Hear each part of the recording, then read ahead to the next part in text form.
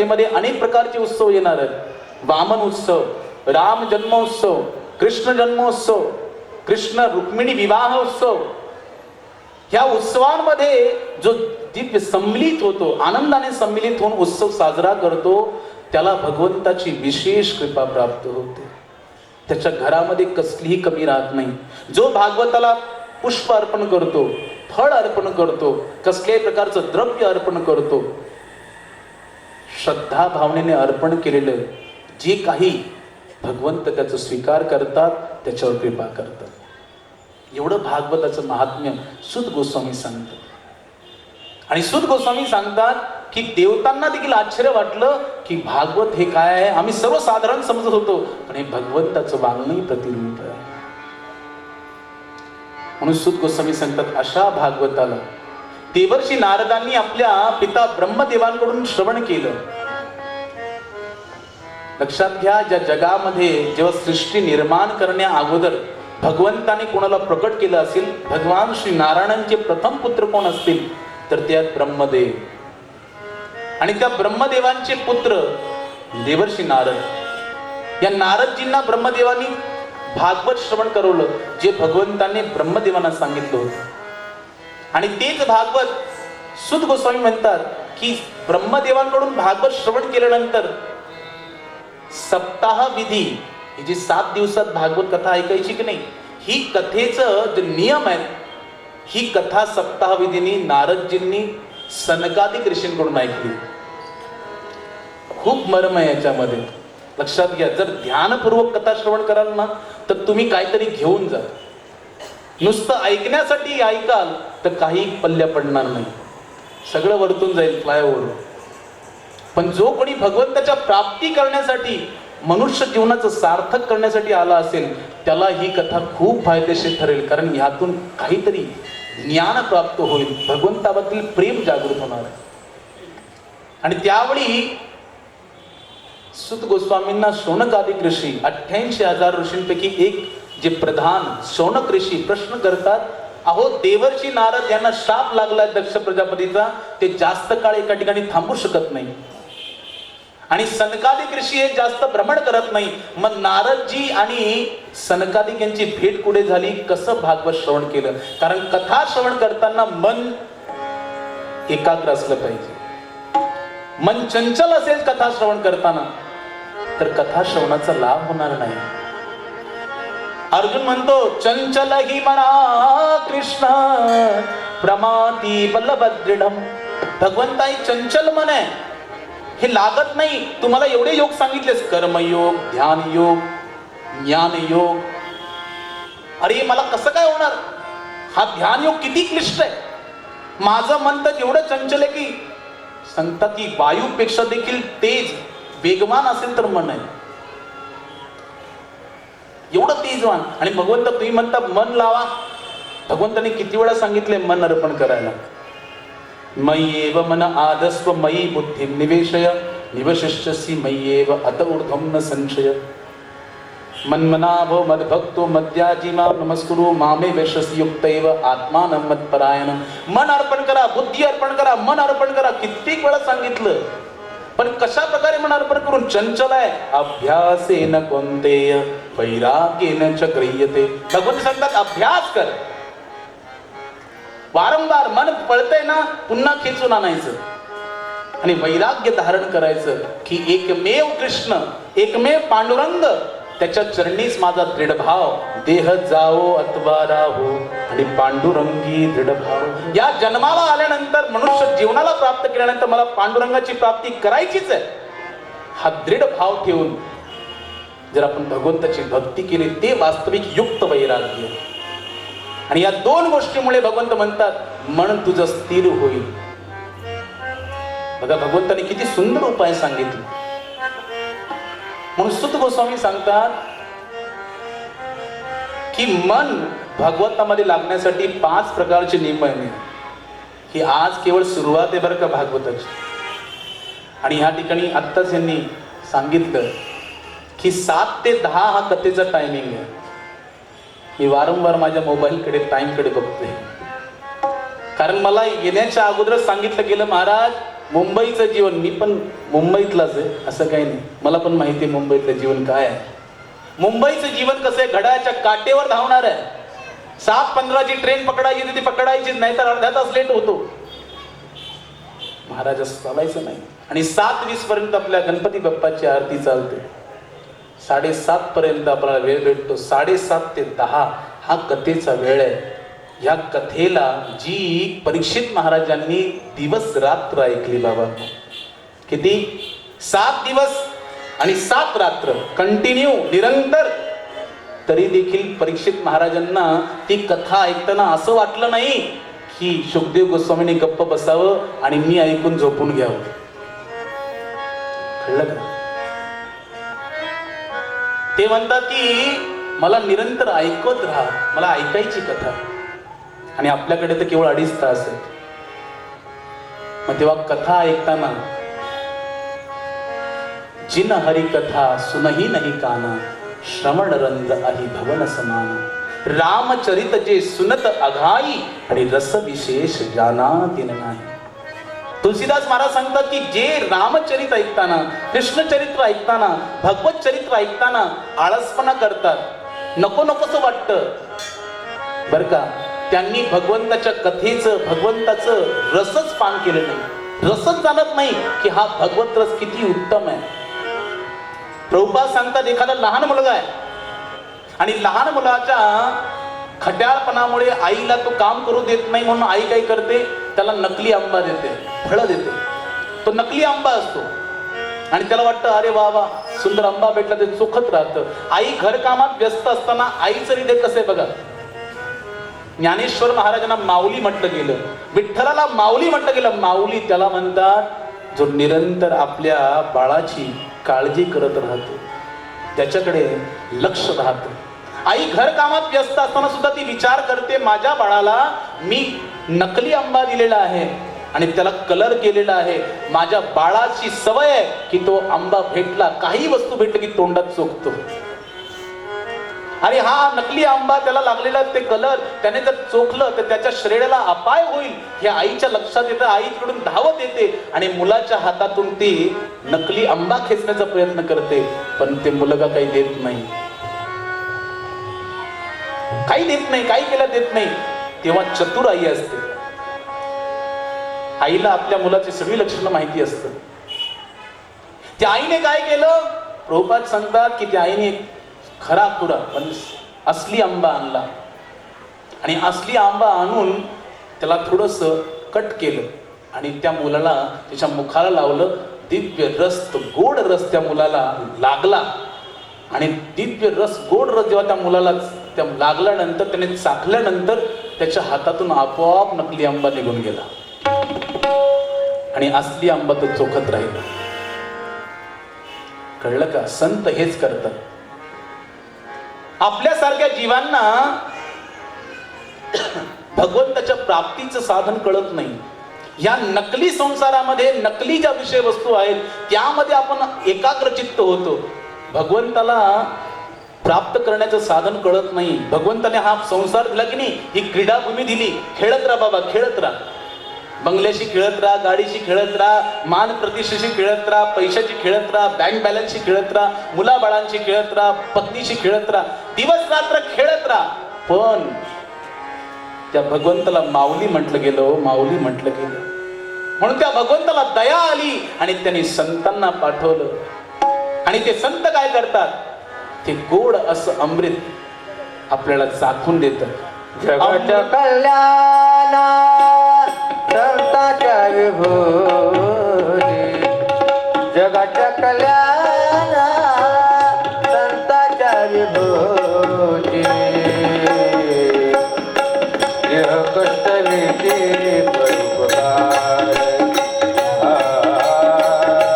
यह कष्ट वेचे परोपकार, यह कष्ट वेचे परोपकार. जगाच्या कल्याणा संताच्या विभूती,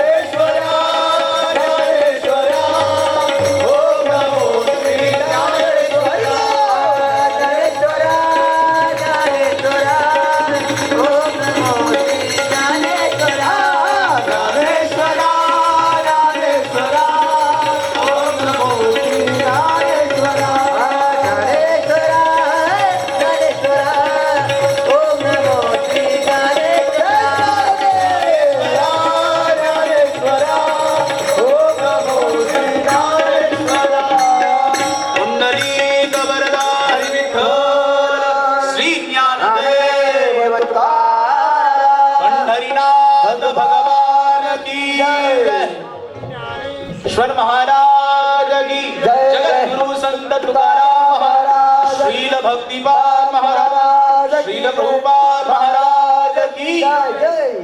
वसुत गोस्वामी सांगतात की 5 गोष्टींचं भागवताच्या कथेमध्ये ध्यान ठेवायचं. भागवताची कथा ज्या ठिकाणी होते, प्रथम गोष्ट आहे भागवताचं स्थान. सुंदर रमणीय शांत असं वातावरण असावं, ज्या ठिकाणी वक्ता आणि श्रोता यांच्या मध्यमध्ये असा प्रेमाचा संवाद साधला जावा, भगवंताची दिव्य कथा श्रवणीय अशी प्राप्त व्हावी, असं स्थान असावं. दुसरं आहे भागवताचं गान. उत्तम श्लोकाद्वारे भागवताचं गाणं गायला गेलं पाहिजे. भगवंत श्रीकृष्ण विठ्ठल परमात्मा यांचं एक नाव आहे उत्तम श्लोक विक्रमे यशृण्वतां रसज्ञानां स्वादु स्वादु पदे पदे वयं तु ना वितृप्याम उत्तम श्लोक विक्रमे. शुकदेवजी सांगतात, ज्या उत्तम श्लोक परमात्म्याचं भागवतामध्ये वर्णन केलं गेलं, अशा उत्तम श्लोक परमात्म्याचं जेव्हा वर्णन शुद्ध भक्त मुक्तात्मा ऐकतात, तेव्हा त्यांना स्वादु स्वादु पदे पदे पावलोपावली त्यांना आनंदाचा अनुभव होतो. अशा उत्तम श्लोक भगवंताचं उत्तम श्लोकांद्वारे गान केलं पाहिजे, ही द्वितीय गोष्ट. तृतीय गोष्ट, भागवतातलं ज्ञान. ही ज्ञानपूर्वक कथा आहे, हिला ज्ञानपूर्वक ऐकावी. भागवतामध्ये आपलं ध्यान. चौथी गोष्ट, हिला ध्यान एकाग्र करून ऐकावी, मन इकडे तिकडे पडू देऊ नये. आणि 5वी गोष्ट, भागवतामध्ये आपले कान. हे कान आहेत की नाही, कहे कबीर सुनबाई साधो. कबीरजी सांगतात, कह कबीर सुन भाई साधो. साधो कुणाला म्हटलं कबीरजींनी? संत सांगतात, कबीरजींनी साधो या कर्णांना म्हटलं. हे कर्ण आहेत की नाही, त्या कर्णांना, कानांना कबीरजी म्हणतात, कह कबीर सुन भाई साधो. अरे हे कर्णांनो, तुम्ही हरीची कथा ऐका, कारण हेच एक द्वार आहे बर का. पण कथा ऐकताना 3 प्रकारचे श्रोता असतात सत्संगामध्ये. एक असतात दगडासारखे, एक असतात कपड्यासारखे, आणि एक असतात बताशासारखे. एक संत खूप सुंदर प्रकारे सांगतात की सत्संगामध्ये येणारे 3 प्रकारचे लोक आहेत. दगडासारखे, दगड पाण्यामध्ये भिजवा, जोपर्यंत पाण्यात असतो तोपर्यंत ओला असतो, पाण्यातून काढल्यानंतर सुक्का फडफडीत, काही फरक पडत नाही. जैसे थे वैसे यथारू. दुसरं असतं कपडा. कपड्या पाण्यामध्ये भिजवल्यानंतर जोपर्यंत पाण्यात असतो तोपर्यंत ओला राहतो, पाण्याच्या बाहेर येऊन सुद्धा यत्किंचित काही काळासाठी ओला राहतो. तो ओलावा कायम राहतो का? नाही, काही वेळानंतर सुक्का फडफडीत होतो, काही काळापुरता ओलावा. पण बताशा हा पाण्यामध्ये टाकल्यानंतर तो बताशा आणि पाणी कडूनच येत नाही, पाण्यामध्ये विरघळून जातो. तशाच प्रकारे सांगतात, काही लोक अशी येतात दगडासारखी, जोपर्यंत सत्संगाच्या या भागवत भवनामध्ये उपस्थित आहेत तोपर्यंत वा वा, खरंच भगवंताची भक्ती केली पाहिजे, किती चांगले आहे, किती नाम संकीर्तन मस्त वाटतंय, कर्णाला गोड वाटतंय. जोपर्यंत आहे तोपर्यंत. जशा प्रकारे ते कथा समापन झाली, 10 वाजताची आरती झाली, गेला, बाहेर गेला की सुखा फडफडीत, काही फरक नाही, जैसे थे वैसे बरं का. दुसरे असतात कपड्यासारखे. काही अशी मंडळी येतात, काही असे सत्संगी येतात, भागवत श्रोते येतात, आल्यानंतर पूर्ण ओले चिंब होतात भागवत कथेमध्ये, आणि जाऊन सुद्धा काही काळ ओले राहतात. घरी गेल्यावर बायकोला म्हणतात, अगं कुठे ती ज्ञानेश्वरी, आणि कुठे ते गाथा, कुठे ते भागवत, आणि कुठे ती गीता. म्हणलं काय झालं? म्हणलं तुळशीची माळ घालायची, मला पण वारीला जायचं, तू चिंताच करू नको. आपण पण वारकरी व्हायचं, आपण पण भगवंताचे भक्त व्हायचं, पण केव्हापर्यंत? 2-4 दिवस, नंतर सुखा फडफडीत. कारण कपड्यासारखं आहे. पण काही जण बताशासारखी असतात, ती आल्यानंतर या ठिकाणी विरघळून जातात, ती स्वतःचं भान हरपून जातात, आणि त्या भगवंताच्या नामस्मरणामध्ये एवढं रममाण होतात की इथे असून सुद्धा तोच परिभाग, आणि घरी जाऊन सुद्धा त्याच भगवंताची भक्ती भावना कायम राहते.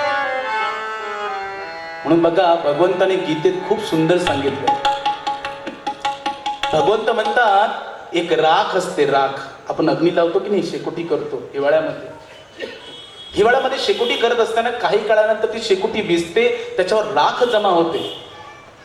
पण जेव्हा पुन्हा अग्नी प्रज्वलित करायची असेल, काय करतो आपण? फक्त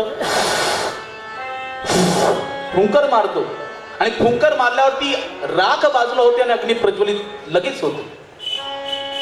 द्वितीय उदाहरण भगवंत देतात. हे सत्वगुणाचं उदाहरण भगवंताने दिलं, रजोगुणाचं उदाहरण भगवंत देतात.